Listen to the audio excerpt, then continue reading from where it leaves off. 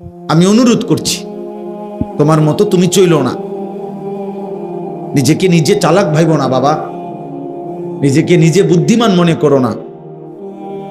এই পৃথিবীর কোনো যুগে কোনো কালে পৃথিবীতে যে নিজের উপরে নিজে চলছে পরে মানুষ কোনোদিনও বিবেকবান বলে নাই। আল্লাহ কোরআনুল কারীমের মধ্যে বলছেন, নিজের মন মতো, নিজের চাহিদা মতো, নিজের মনের ইচ্ছা মতো যে চলে, আল্লাহ তাকে উদাহরণ দিছে কুত্তার সাথে।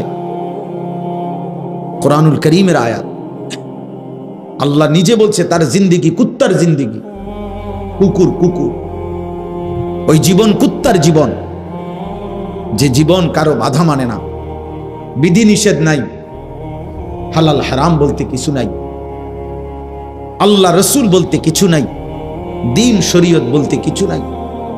আমার জন্য অনুমতি কি, নিষেধ কি, হালাল কি, হারাম কি, না না, আমার মনে যা চায় তা।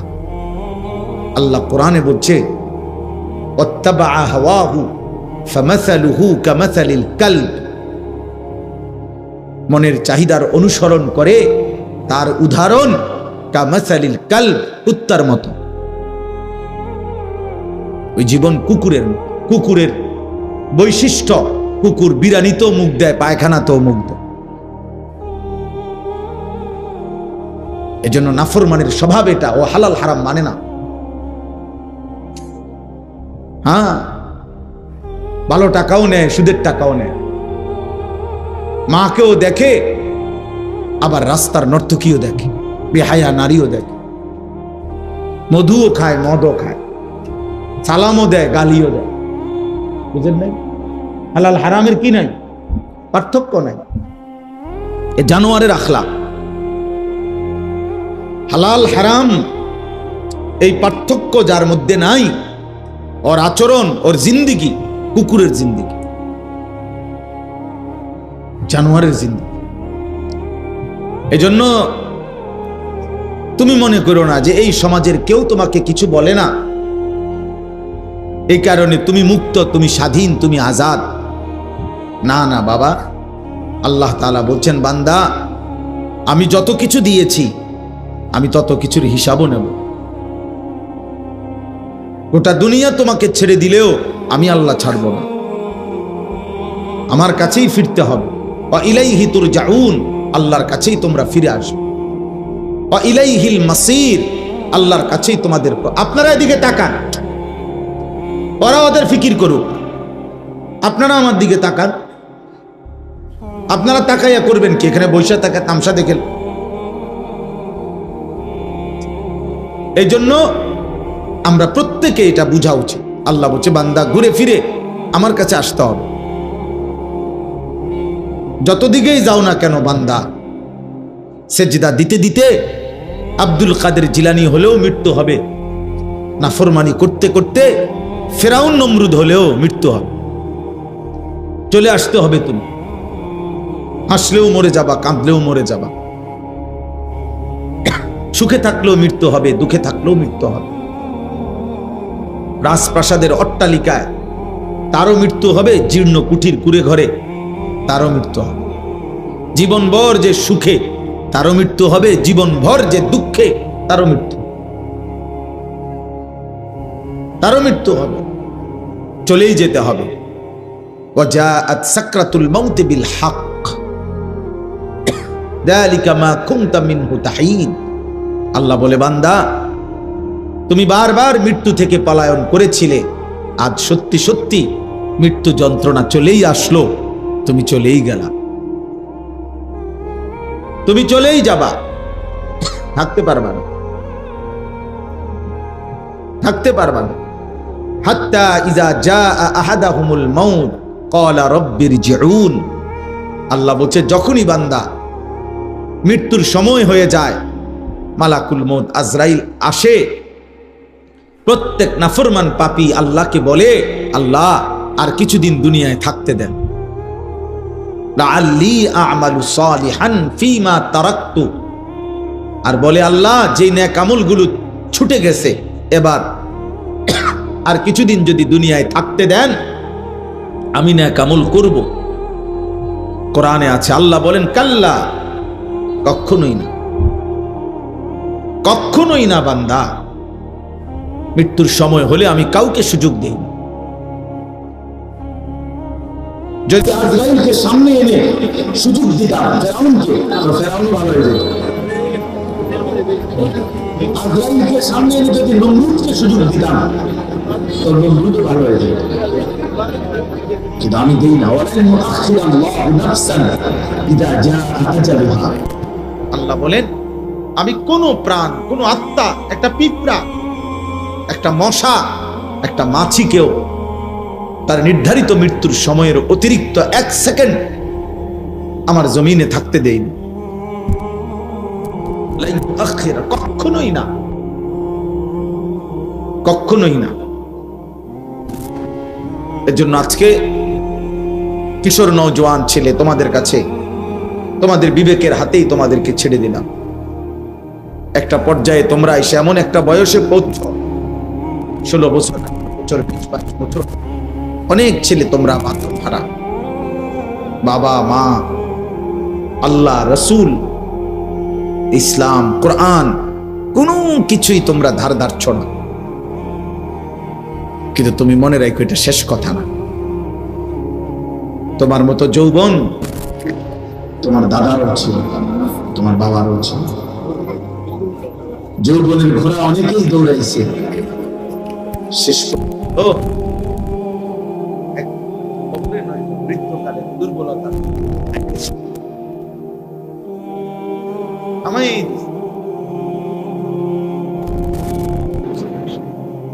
যতগুলো ছেলে মাসা ছেলে ধাক্কা ধাক্কি হুড়াহুড়ি করে, কিন্তু অধিকাংশ ছেলেই মাগরিবের নামাজ পড়ে। চেহারা দেখেই বোঝা যায় বেনামাজি অসভ্য, বেনামাজি বেয়াদব, বেনামাজি গাদ্দার, বেনামাজি অহংকারী। গাদ্দারের চেহারা দেখলেই চেনা যায়, সভ্যের চেহারা দেখলেই চেনা যায়, বেয়াদবের চেহারা দেখলেই চেনা যায়, অহংকারীর চেহারা দেখলেই চেনা যায়। ও আল্লাহর দুশ্মন। যারা আজকের মাগরিব একটা সেজদাও দিলা না, তুমি আল্লাহর দুশ্মন, তুমি রসুলের দুশ্মন, তুমি কোরআনের দুশ্মন, তুমি ইসলামের দুশ্মন।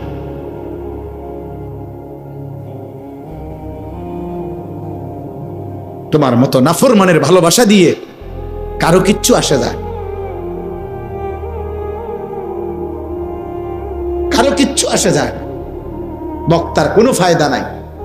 আমার 1 কোটি মানুষ চিনলো, আমার কবরের আযাব মাফ হবে না। আমারে 10 কোটি মানুষ চিনলো, তোমার কবরের আযাব মাফ হবে না। আমার দ্বারা আমারও ফায়দা নাই, আমার জনপ্রিয়তা দ্বারা তোমারও কোনো ফায়দা নেই।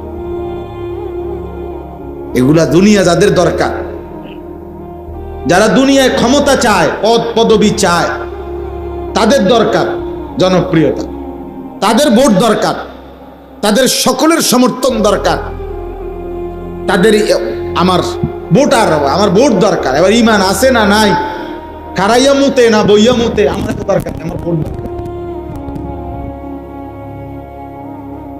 আমার দরকার একটা ভোট। কিন্তু যার আখিরাত দরকার, তার সেজদা দরকার, তার গোলামি দরকার, আল্লাহর বন্দেগী দরকার, রাসূলুল্লাহ সাল্লাল্লাহু আলাইহি সাল্লামের অনুসরণ দরকার। বলো বাপ, প্রয়োজনে উঠে যাও, এখন উঠে যাও, আমি অনুমতি দিলাম। বেনামাজি উঠে যাও বাপ, তোমার মতো নাফরমান না বসলেও ভালো ছিল, আমার কোনো অসুবিধা হবে না, আমি কোনো অসুবিধা বিব্রত হব না। আমি 4 জন মানুষের সামনে ওয়াজ করছি, 4 ঘন্টা, 3 ঘন্টা, 3.5 ঘন্টা। আমি যাই যে 6 মাস ওয়াজ করি না। আল্লাহর দয়ায়, মালিকের দয়া 21 বছর হবে, 21 বছর হাইটা হাইটাও গেছি মাহফিলে। কাজেই এটা আহামরি কিছুই না। এই হুলস্থুলেই কেন নামাজ পড়লা না? তুমি জানো তুমি আসবা মাহফিলে, তুমি জানো আজকে তোমার মনে ইচ্ছা আছে ওয়াজ শুনবা, তো মালিককে সেজদা দিলা না, আল্লাহকে সেজদা দিলা না। আল্লাহকে সেজদা না দিয়ে একজন বক্তার কথা শুনবা, কি লাভ হলো? ছবি উঠে বানালো, তো দাঁড়াও আমি আসি তোমাদের কাছে, ছবি উঠাও একটা, ছবি উঠাও, একটা ছবি উঠাও, এরপরে দাও ফেসবুকে। বিবেকবান মানুষ বলবে তুই কি হুজুরের মতো না হুজুর তোর মতো?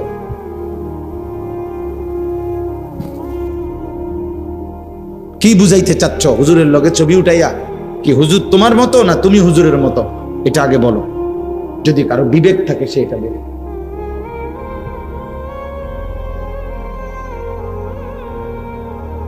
যদি ইনসাফ থাকে এটা বল। অতএব দোস্ত আমার, বাবা আমার, প্রিয় সন্তান, ঠিক করলা না, ঠিক করলা না।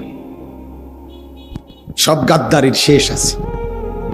এই পৃথিবীর তোমার চাইতে বড় অহংকারী, মুতাকাব্বির, তোমার চাইতে বড় ক্ষমতাধর, তোমার চাইতে বড় বাহাদুর, তোমার চাইতে বড় অহংকারী বারবার আল্লাহকে বৃদ্ধাঙ্গুলি দেখাইছে। সকালে একবার রব ডাকছে হাইয়া আলাস সালাহ, বুড়া আঙ্গুল। দুপুরে একবার হাইয়া আলাস সালাহ, বুড়া আঙ্গুল। আসরে একবার, বিকালে একবার, সন্ধ্যায় একবার, রাতে। প্রতিবার নাফরমান বলছে না না যাব না, নামাজ যাব না, যাব না, যাব না। আও না বান্দা, এটা কামিয়াবির রাস্তা। এই সেজদার মধ্যে শুধু সেজদা না, সফলতা, কামিয়াবি, কামিয়াবি আছে এখানে, সফলতা আছে এখানে, দুনিয়া আখিরাতের সব প্রয়োজন পূরণ হবে এখানে। নাফরমান বান্দা বলে না আমার লাগবে না।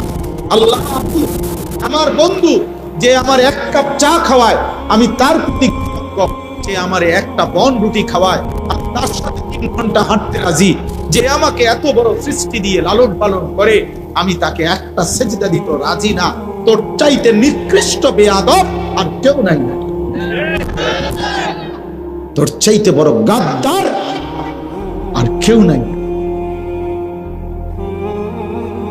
গাদ্দার বেটা তুই, গাদ্দার বেটা। 10 টাকার বন রুটি খাবাইলে তো মানুষ তার সাথে কিছুক্ষণ চলে। যে লোকটা আমার একটা বন আর 1 কাপ চা খাওয়াইছে, 1 সপ্তাহ পরে যদি ডাক দেয় চল দোস্ত কদ্দুর হাইটা আসি, ও বলবে মাত্র 1 সপ্তাহ আগে আমারে একটা বন আর একটা চা খাওয়াইছে, আজগা কেমনে মুখের উপরে মানা করি, আচ্ছা যাই হইব যাই কদ্দুর। 10 টাকার কৃতজ্ঞতা যদি হয় এতটুকু, এত বড় সৃষ্টি জগৎ দিয়ে যিনি আমাদেরকে লালন পালন করছেন তার কোনো কৃতজ্ঞতা নাই?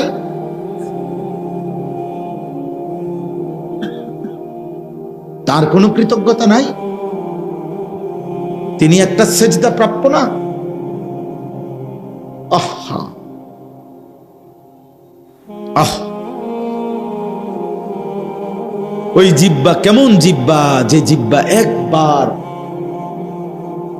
24 ঘন্টা পার হয়ে যায়। এমন অনেক নাফরমান আছে মুসলিম পরিচয়ধারী, তার মুখ দিয়ে একবার আল্লাহ এই শব্দটাও বের হয়।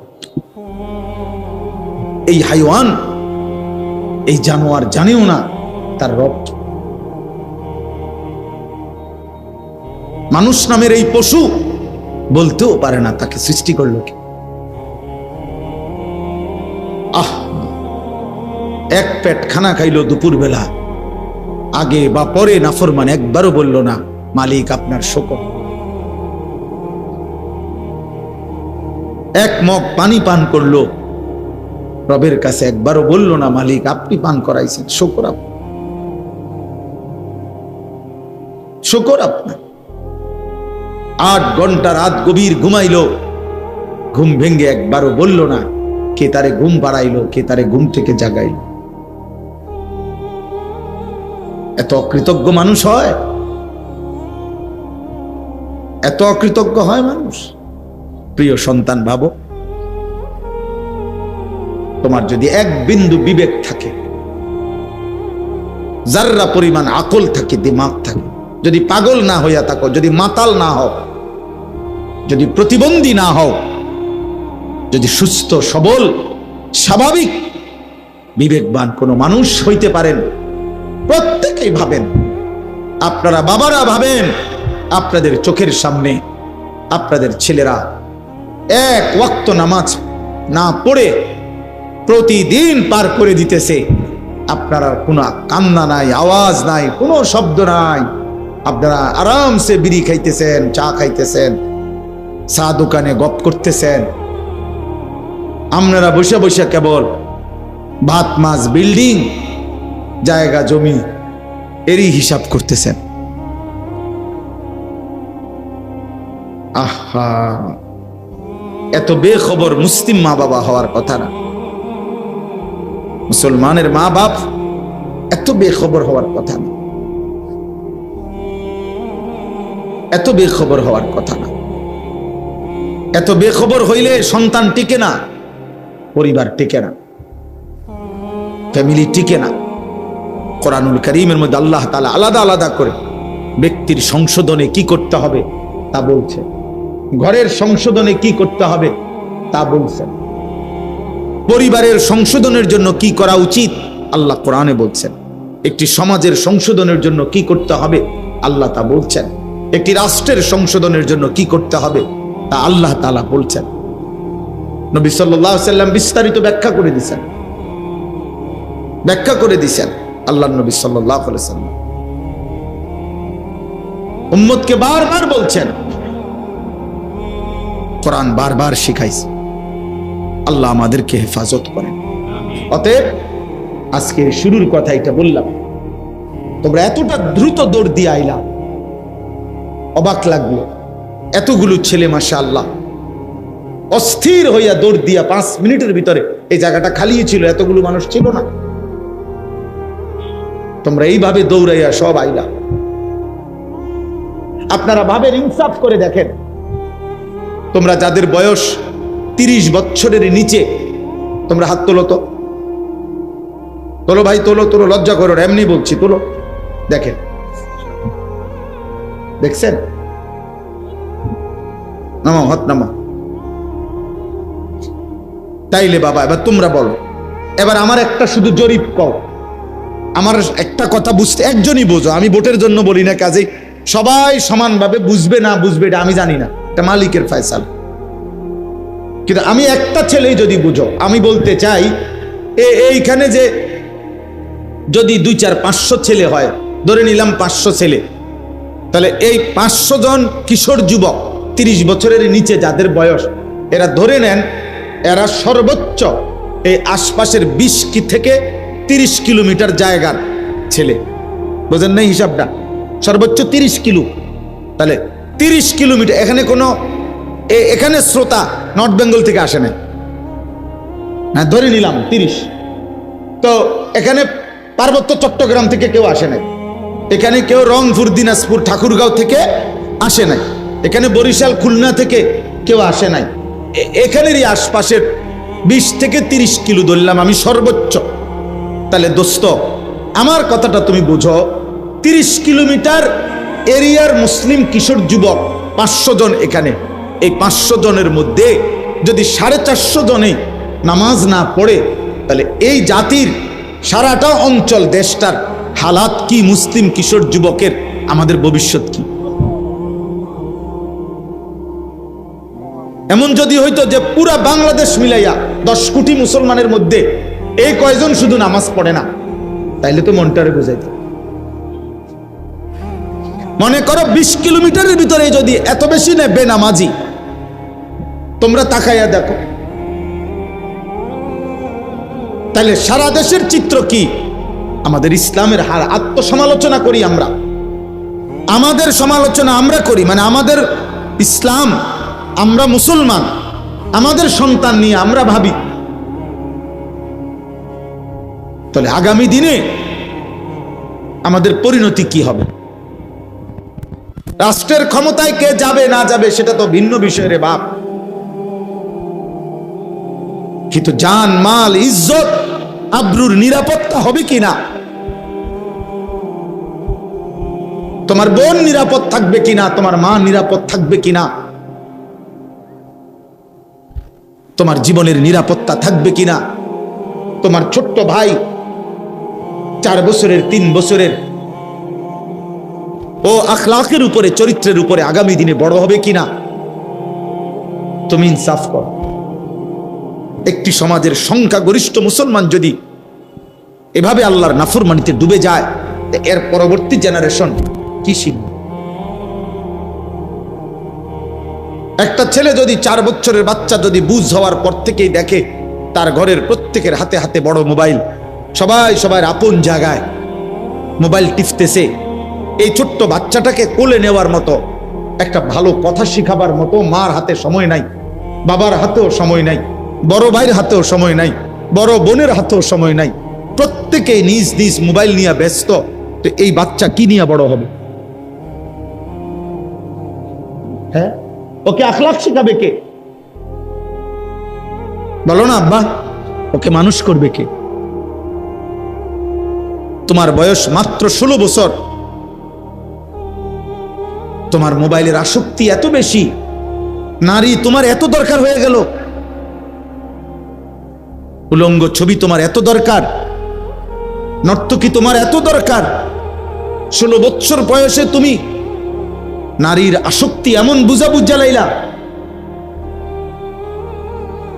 মাত্র 18 বছর বয়সে তুমি নর্তকীর মজা এমন পাইয়া লাইলা।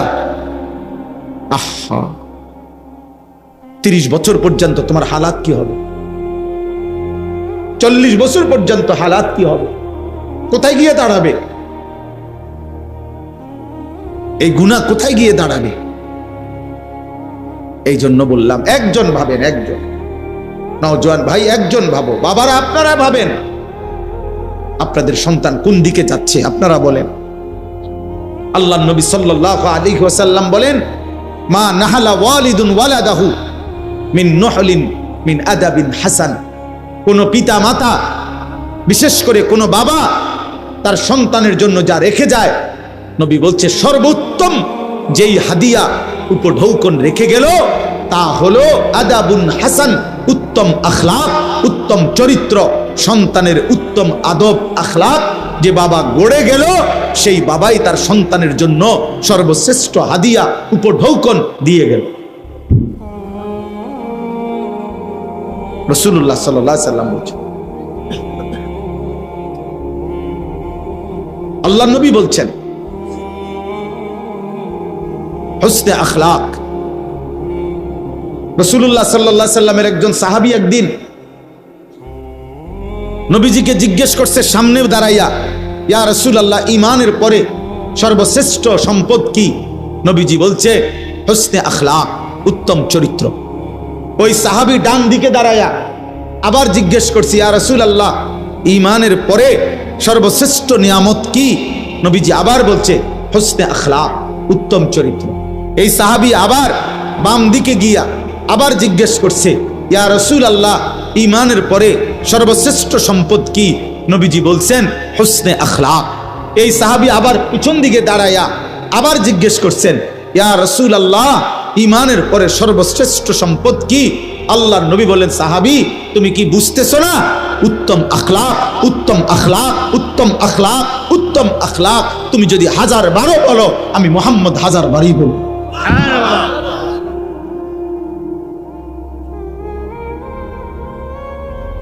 যার আখলাক নাই তার জীবনে কিচ্ছু নাই রে আব্বা।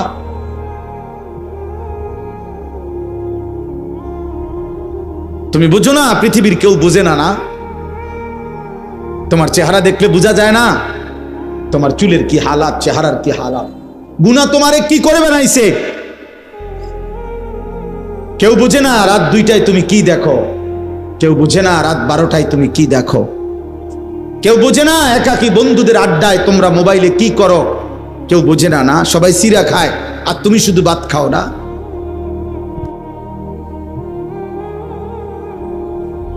তুমি শুধু চালাক এই পৃথিবীতে, না, আর বাকি সব বোকা।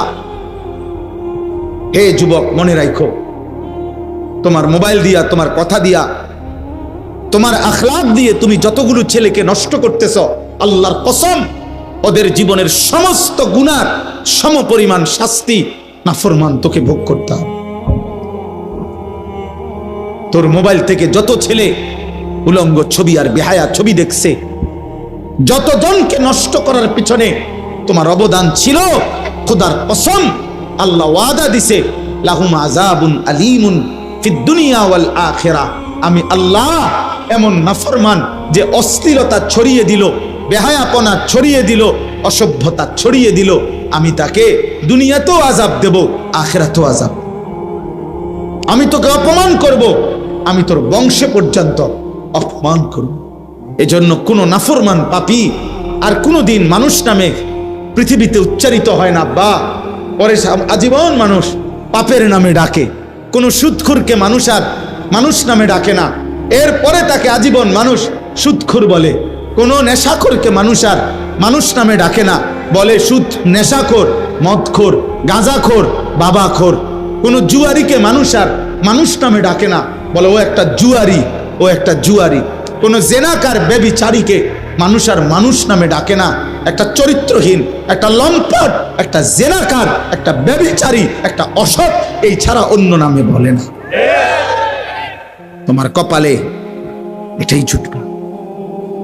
অন্ধকারের গুনাহ, আল্লাহর নবী বলছে উম্মত, তোমার রাত্রি গভীরের একাকী গুনাহ অন্ধকারের, খোদার কসম নবী বলছে দিনের আলোতে আল্লাহ তোমার চেহারায় ভাসায় দিবে। ইউরাফুল মুজরিমুনা বিসীমাহুম, কোরআনে আল্লাহ বলছে প্রত্যেক পাপীকে চেনা যাবে তার গুনার চিহ্ন দেখে। গুনাই বলে দিবে, গুনাই বলে দিবে, গুনাই বলে দিবে। এক বেলা নামাজ পড়তে মন চায় না, কারণটা কি বোঝো না? গুনাহ। মসজিদে তোমার আজান হয়, তোমার কলিজার মধ্যে একটু নড়েও না, কারণটা তুমি আস্তে, আজান হইছে, মুসল্লি মসজিদে ঢোকে, তুমি আস্তে এক সাইডে চলে গেলা।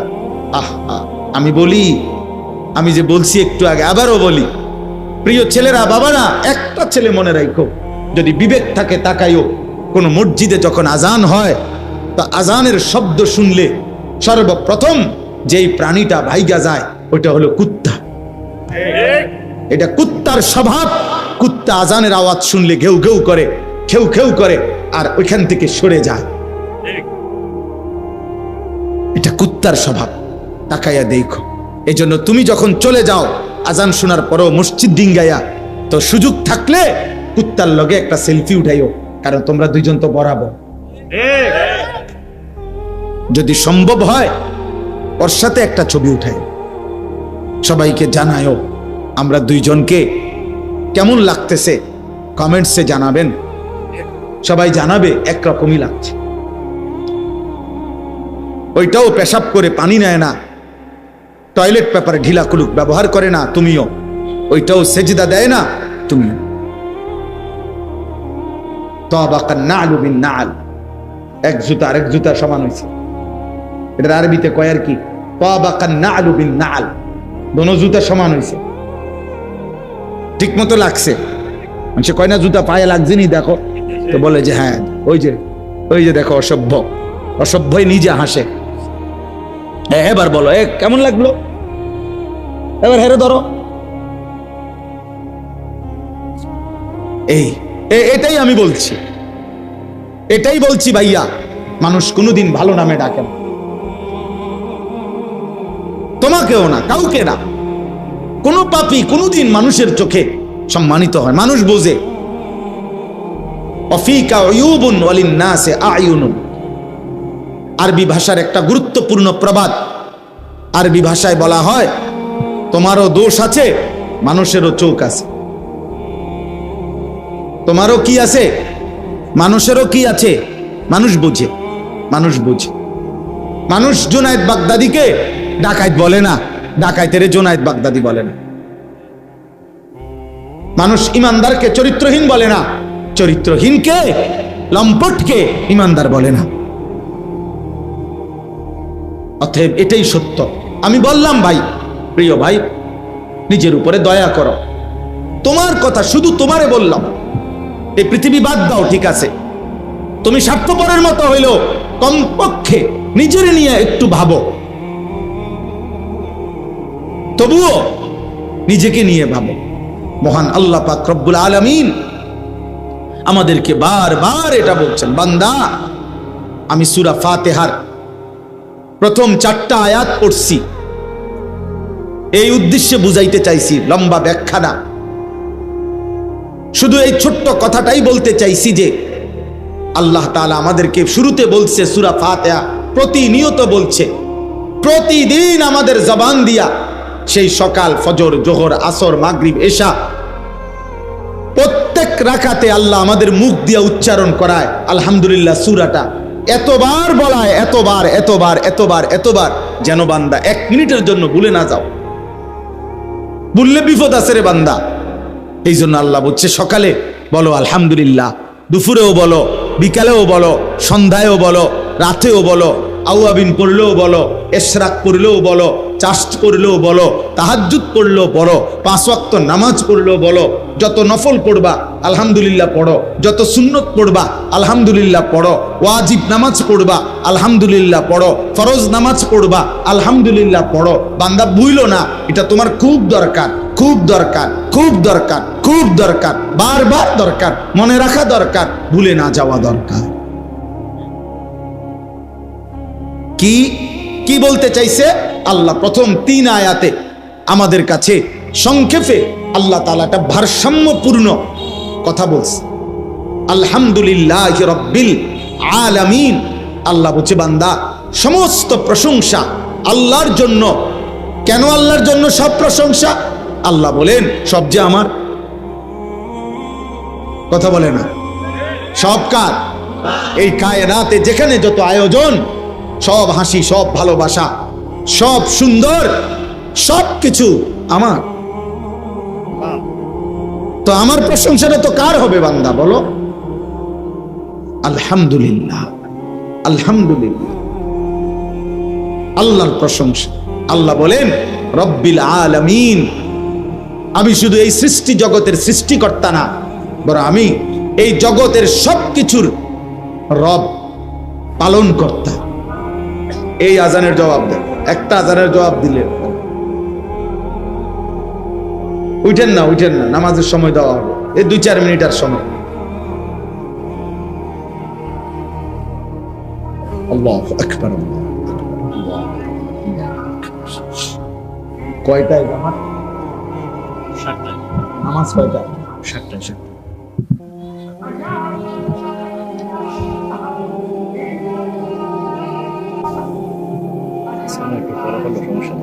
মসজিদ নাম কি? আচ্ছা ঠিক আছে।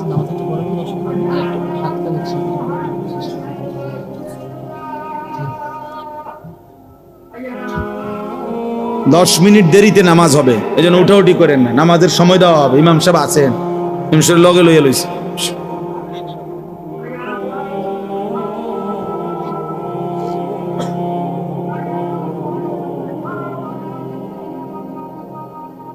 لا حول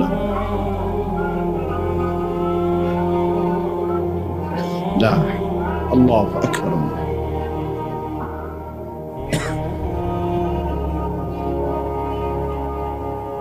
لا إله إلا الله. اللهم صل على محمد النبي الأمي وآله وسلم تسليما. اللهم رب هذه الدعوة التامة والوسيلة والفضيلة إنك لا تخلف الميعاد. আজানের জবাবে আশহাদু আন্না মুহাম্মাদার রাসূলুল্লাহ, এটা যখন মুয়াজ্জিন বলে, তো আমরা যারা শুনে তাদেরও দায়িত্ব হুবহু এটা বলা, এরপরে সাল্লাল্লাহু আলাইহি সাল্লাম বলবে।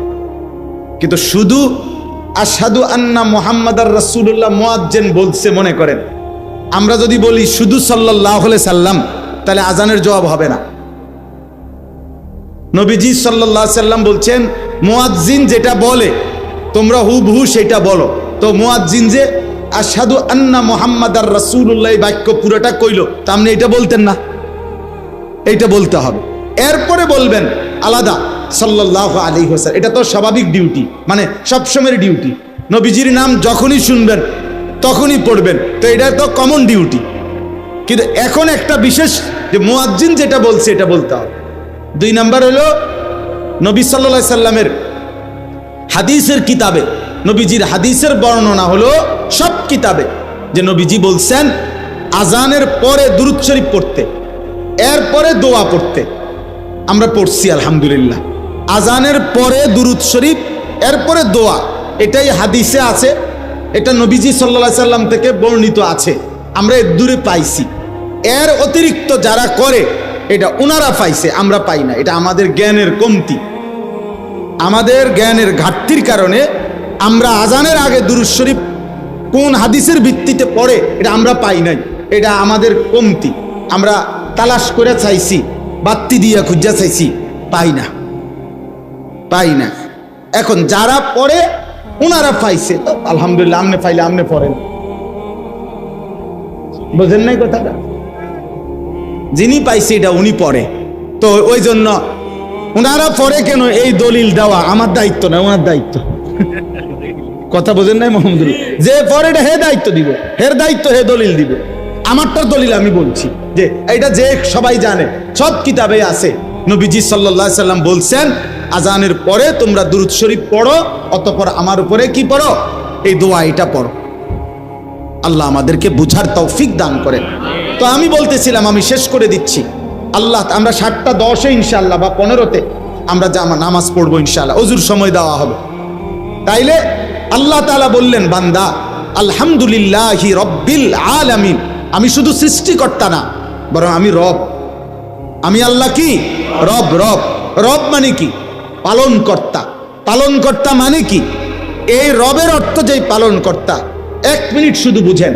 আল্লাহ তাআলা বলছেন রব মানে কি? তাফসীরে আছে তাবলীগুশ শাইই ইলা কামালিহি শাইআন ফাশাইআন, কোন জিনিসকে তার অনস্তিত্ব থেকে অস্তিত্বে এনে এরপরে প্রথম সেকেন্ড থেকে পূর্ণতার শেষ পর্যন্ত প্রতি ঘন্টা, প্রতি মিনিট, প্রতি সেকেন্ড, প্রতি মুহূর্ত যিনি যখন যা প্রয়োজন, ওই সৃষ্টি বুঝুক বা না বুঝুক, জানুক বা না জানুক, তিনি নিজ থেকে সরবরাহ করে যাচ্ছেন প্রতি মুহূর্তে, প্রতি সেকেন্ডে, প্রতি ক্ষণে। তিনি রব, আর তিনি শুধুই আল্লাহ। এমন সত্তা আর কেউ হইতে পারে না। এবার বলেন তো, আমরা যখন এই পৃথিবীতে আমাদেরকে অস্তিত্বে, আমরা ছিলাম না, আমাদেরকে পৃথিবীর অস্তিত্বে আনছেন কে? আল্লাহ। এবার আল্লাহ আমাদেরকে মায়ের পেট থেকে বের করার পর আমাদের খাদ্য পানি সবকিছুর প্রয়োজনীয় পৌঁছানোর দায়িত্ব নিছেন কত বছর বয়সে? 4 বছর বয়সে, 2 বছর বয়সে। কখন থেকে? সৃষ্টির প্রথম মুহূর্ত থেকে। প্রথম মুহূর্ত। আল্লাহ এই দায়িত্ব ছেড়ে দিবেন কোন বছর? 40 বছর পরে, 35 বছর পরে। সুবহানাল্লাহ। আমার মৃত্যুর সেকেন্ড পর্যন্ত এবং মৃত্যুর পরেও তিনি কখনোই তার বান্দাকে ছেড়ে দেবেন না, ছেড়ে দেবেন। এজন্য আল্লাহ বলেন, আমি এমন রব, যে রব তুমি জানো না কখন কি লাগবে, আমি পৌঁছাচ্ছি। তুমি ঘুমায় গেছো, তোমার বাড়ির একটা বদনা বাথরুমের, এটা পর্যন্ত তুমি বাথরুমের ভিতরে লাগাইয়া ছিটকারি লাগাইয়া দিছ, যাতে বদনা কেউ চুরি না করে। আল্লাহ বলে, বান্দা 30 শতক জমির মধ্যে যে ফসল ফলাইলা, সাইডে দিয়ে কোনো বাউন্ডারি ওয়াল দিলা না, উপরে কোনো চালও দিলা না, দরজাও দিলা না, ছিটকারিও লাগাইলা না, তালাও দিলা না, এত বড় বিস্তীর্ণ ক্ষেত কার কাছে রাইখা গেল?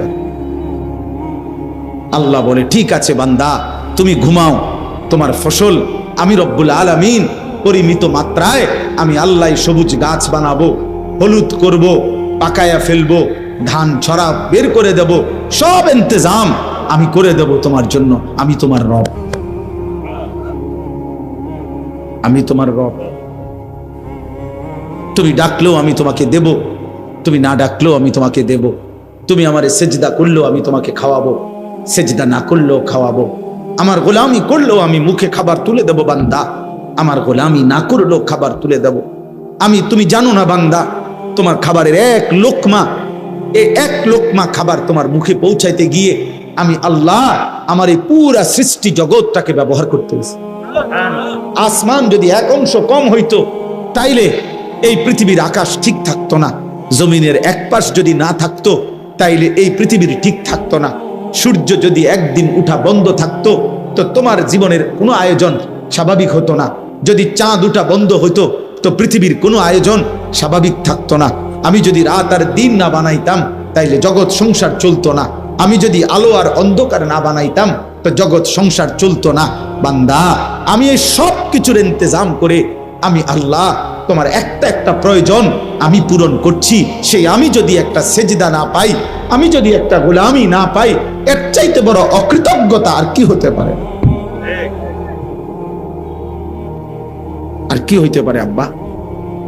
सारे दुनिया तेरे लिए, तू सिर्फ मेरे लिए।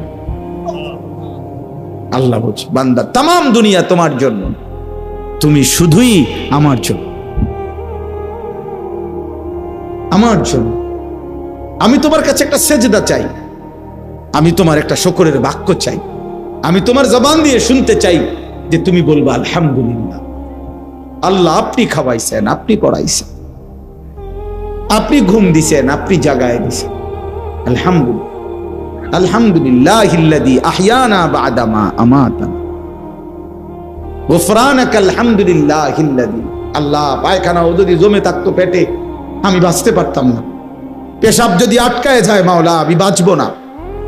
আপনি আমার পেশাব, আপনি আমার পায়খানা পরিমিত মাত্রায় আমার শরীর থেকে বের করে দিয়েছেন। আলহামদুলিল্লাহ, আপনার শুকর মাওলা।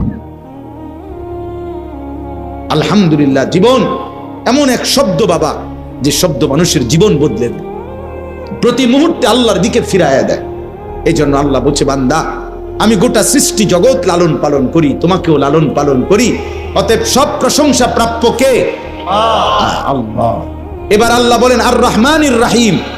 আমি কারো চাপে পড়ে, কারো বাধ্য হয়ে, নিরুপায় হয়ে, কারো ভয়ে, কারো ক্ষমতার ডরে আমি আল্লাহ রিজিক দিচ্ছি না, লালন পালন করছি না, বরং আমি রহমান, আমি দয়ালু, আমি দয়ার সাগর, মহাসাগর, আমি পরম করুণাময়, আমি মেহেরবান। এই দয়ার কারণে, মায়ার কারণে আমার গোটা সৃষ্টি আমারে ডাকলো খাওয়াই, না ডাকলো খাওয়াই, সেজদা দিলেও দেই, না দিলেও দেই। এবার আল্লাহকে যদি বলেন আল্লাহ, এবার আল্লাহ বলে মালিক ইয়াউমিদ্দিন। এই ভাই শেষ কথা শুনেন, আল্লাহ বলে বান্দা তবে দুনিয়া তো আমি দয়া মায়া করে ডাকলেও দেই, না ডাকলেও দেই, কিন্তু এই কথা মনে করে তুমি ভেবো না আমি এভাবেই ছেড়ে দেব, আমি খুব দয়া দেখাচ্ছি বলে তুমি মনে করো না আমি আল্লাহ আর কিছু বলবো না। না, আল্লাহ ভারসাম্য করে দিছে, ব্যালেন্স করে দিছে। মালিক ইয়াউমিদ্দিন, আমি কিন্তু সাথে সাথে বিচার দিনের মালিক, আমি কিন্তু বাদশাহ, আমি কিন্তু রাজাধিরাজ, আমি কিন্তু সবচেয়ে ক্ষমতাধর। আমি দুনিয়ার জমিনে দয়া করে যত কিছু দিছি, এই সব কিছুর একটা একটা বিন্দু, একটা নিঃশ্বাস, একটা চোখের পলক আমি হিসাব নেব, হিসাব। আজ সব দিলাম, সেদিন সব হিসাব নেব।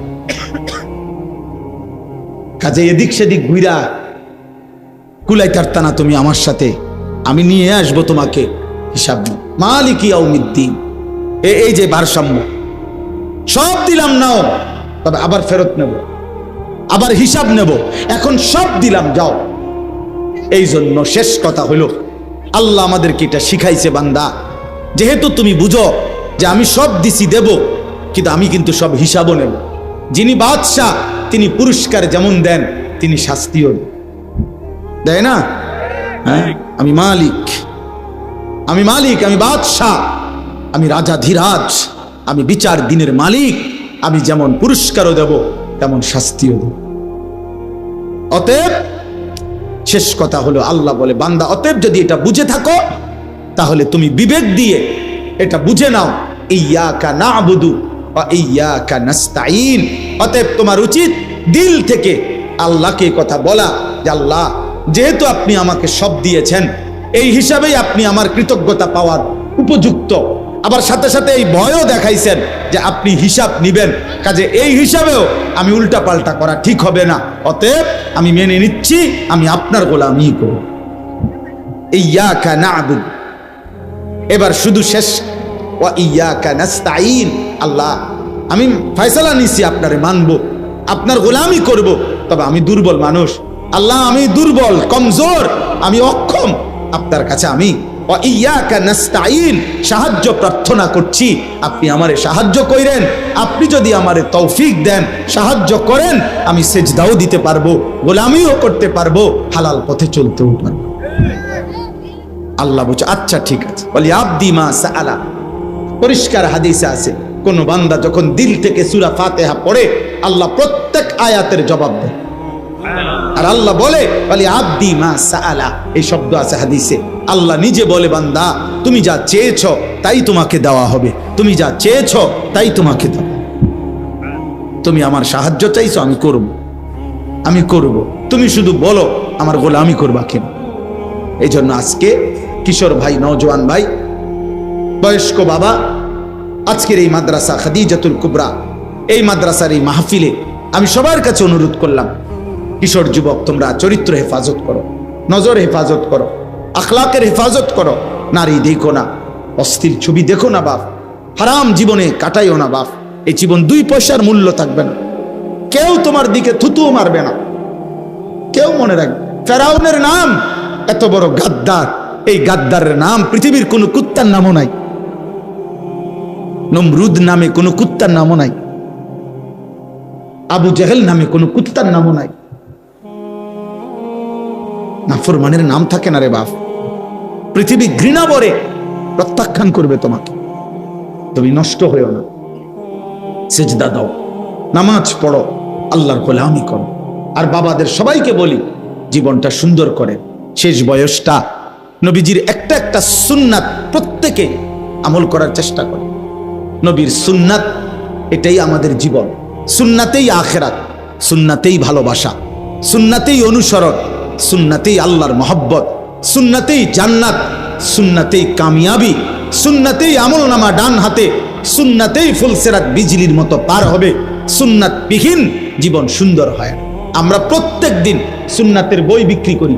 এই যে তালিমুস সুন্নাহ, প্রতিদিন আমার গাড়িতে আমি বিক্রি করি একটা সুন্নাতের বই, 600 পৃষ্ঠা ব্যাপী, বাংলা ভাষায় 600 পৃষ্ঠায় পূর্ণাঙ্গ প্রামাণ্য নবীর জীবনের ছোট্ট থেকে ছোট্ট বড় সকল সুন্নাত এই কিতাবটার মধ্যে আছে।